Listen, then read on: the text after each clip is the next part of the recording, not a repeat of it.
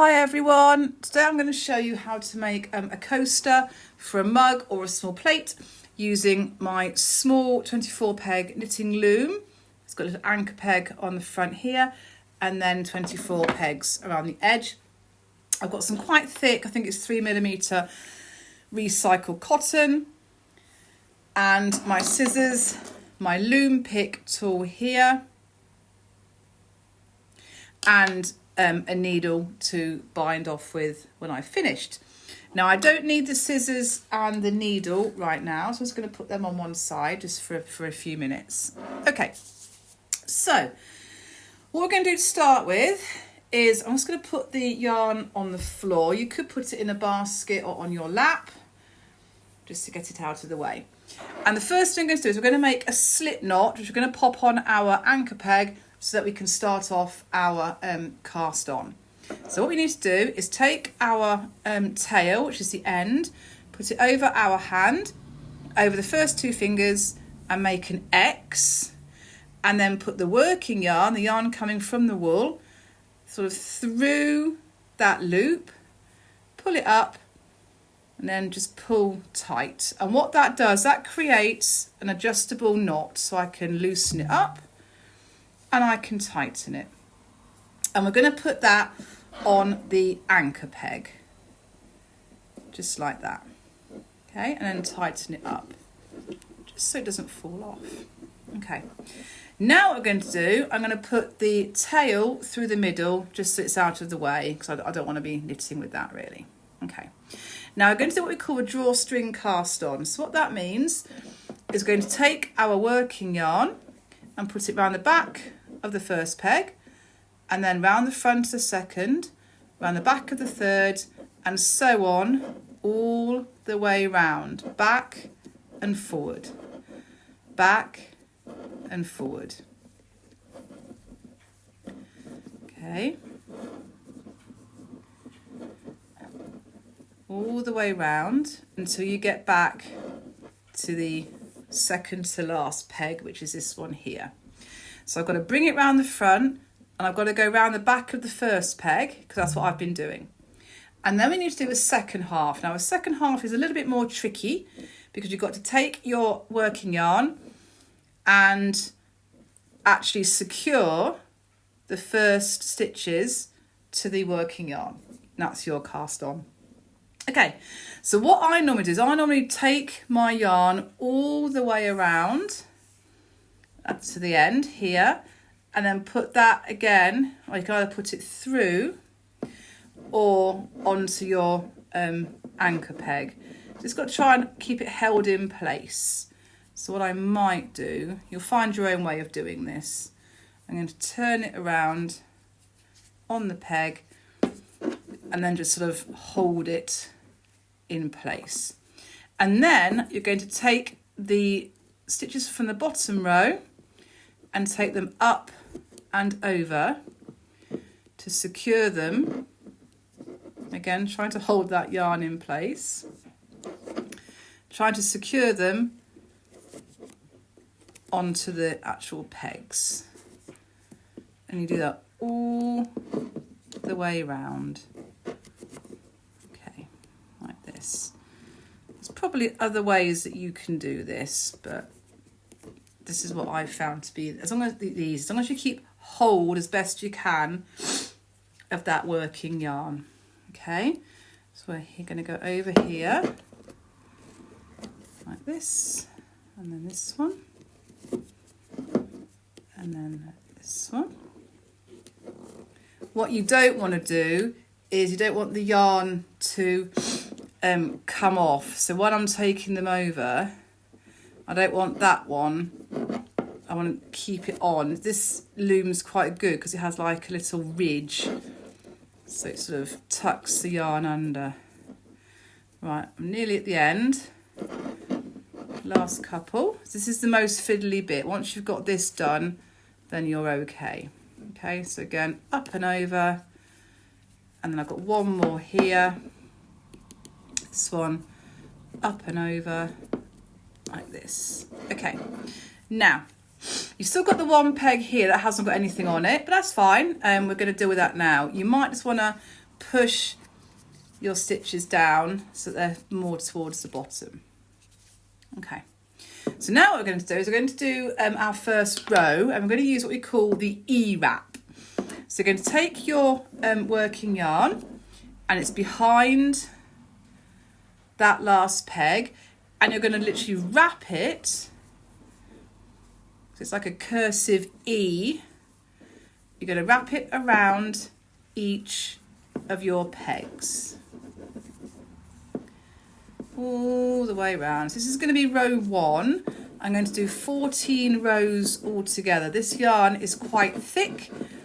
If you had a thinner yarn, you might want to do a couple more rows, but it depends on the size of what you want. Okay, so there's my last peg. Now again, peg 1 only has 1 stitch on. That's okay, it will all work out in the end in a minute. And again, just like I did on my cast on, I'm going to take each one and go up and over.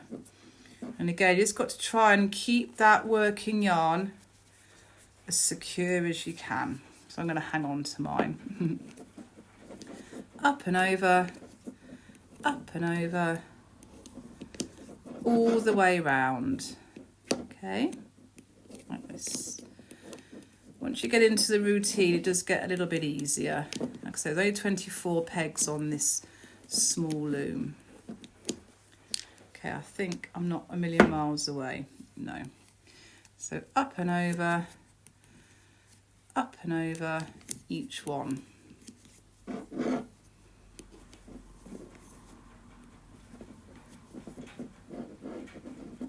Okay, I'm just at the end now. There we go. And now you'll see that each peg has got 1 stitch on. So again, we're going to push all the stitches down so they're a little bit lower, like so. And now we're ready to wrap again. So this time we're going to go back, so we're on the last peg just here, and I'm going to wrap again all of the pegs. This is now going to be my second row. Like I said, I'm going to do 14 all together. So I'll show you this one all the way around. Okay, again, I'm quite near to the start here. Okay, and again, I'm going to move this slip knot in a minute, but for now, again, just try and anchor it as best you can. So now they've all got 2 stitches on, and you can just start to knit each stitch.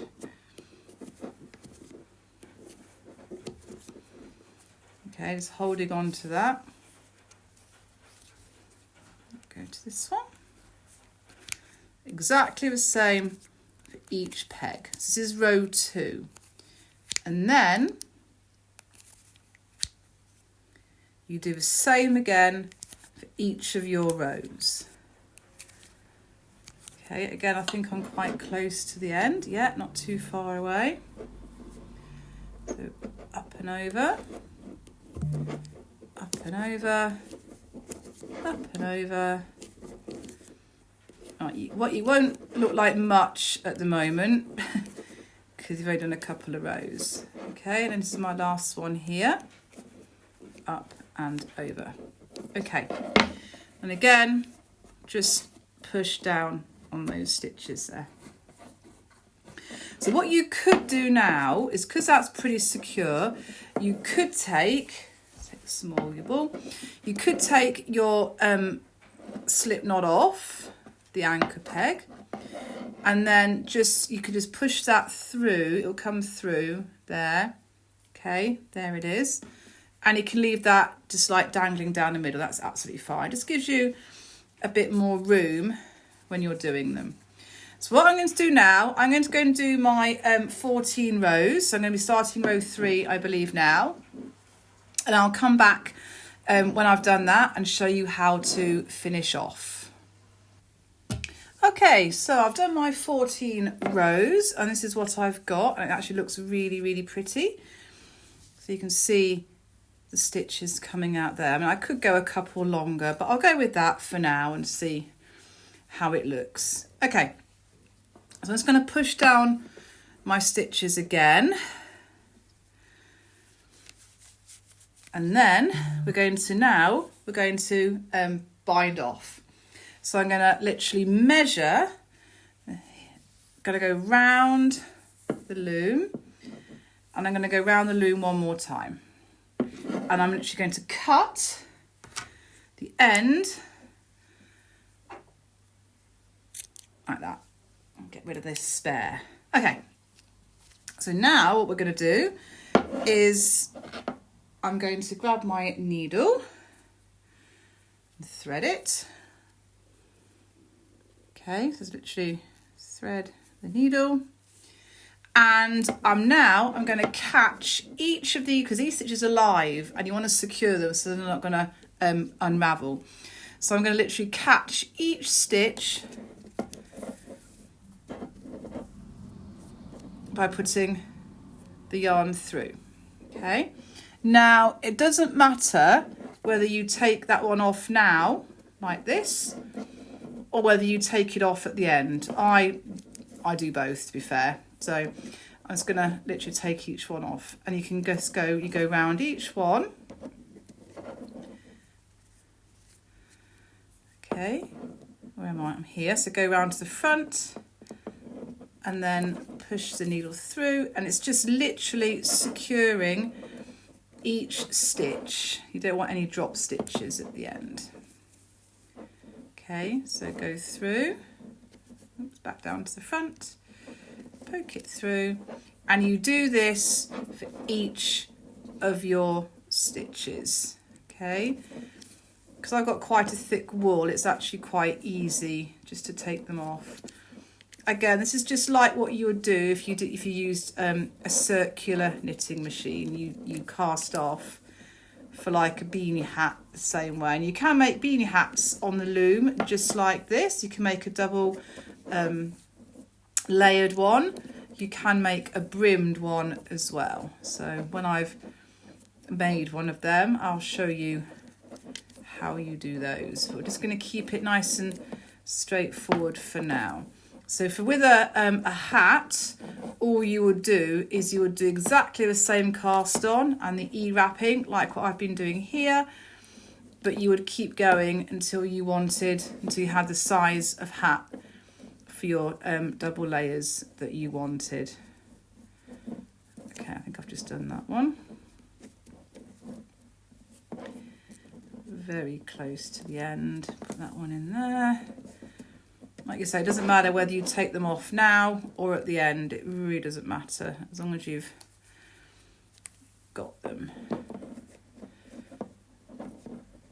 Take it off. How many more? I've got another 6 more. There's this one. And take it off. And then this one. If you're doing a hat, it would obviously take, such an adult hat, it would take quite a bit longer.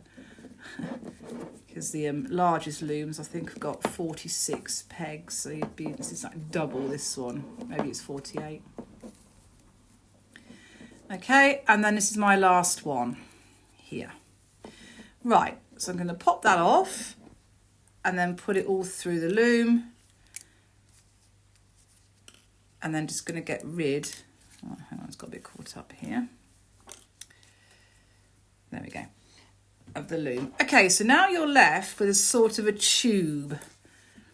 Okay, so you've got one end and then you've got the other end. Okay, so what we're going to do now is we'll just take the end that we've just done, our bind off end, and we're just literally going to pull tight. And as you pull, don't pull too hard, you'll see that it goes into a very nice little pattern on top. Okay. Then what we're going to do is take our needle and push it through that top bit.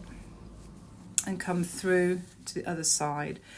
And we're just literally going to secure, you can see where the hole is just there, and we just literally need to secure our work.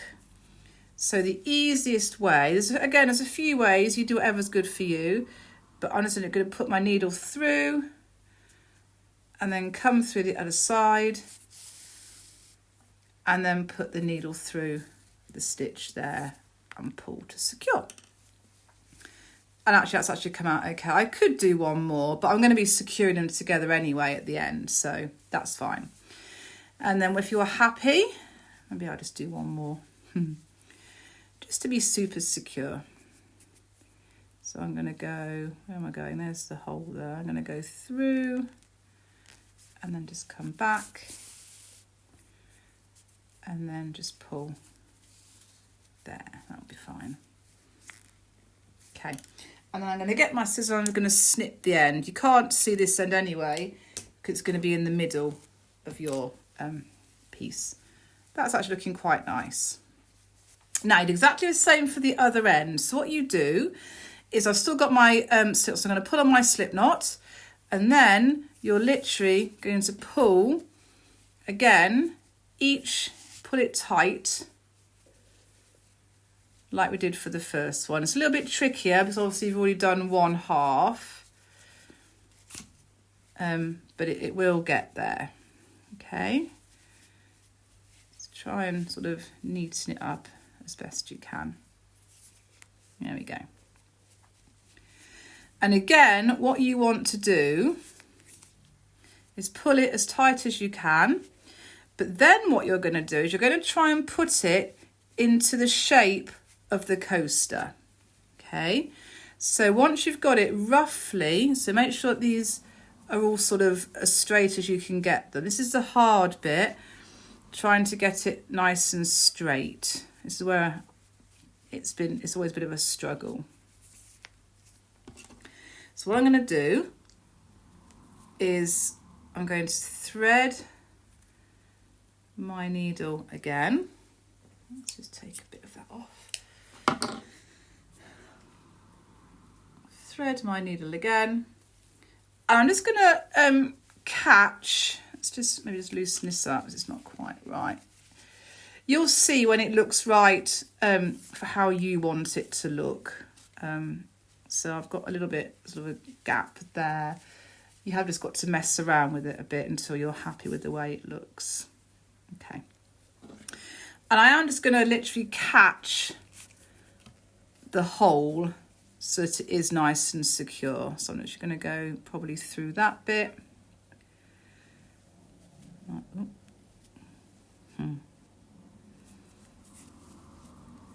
Yeah, it's going to literally go through that. That's better. There we go. And then it's going to make a little knot. And then I'll just knot it again. Okay, good. So now what you want to do is you need to try and make your shape for your coaster. Okay, so you've just got to try and get the rows as straight as you can. It's quite tricky. You've got to try and get the holes level as well. So it takes a bit of trying to adjust it, but you know, just do the best you can. Practice makes perfect. Let's just bring mine round a bit more. Well, that's not a million miles away. Okay, and then what you're going to do is you're going to secure. So you're going to go through the hole and then the hole on the other side, because you've got to secure both sides together. Okay, so I'm literally taking one up my wool here and pushing it through to secure them together. And you want to do that a few times to make sure that it is nice and secure. So you've got to go back through again.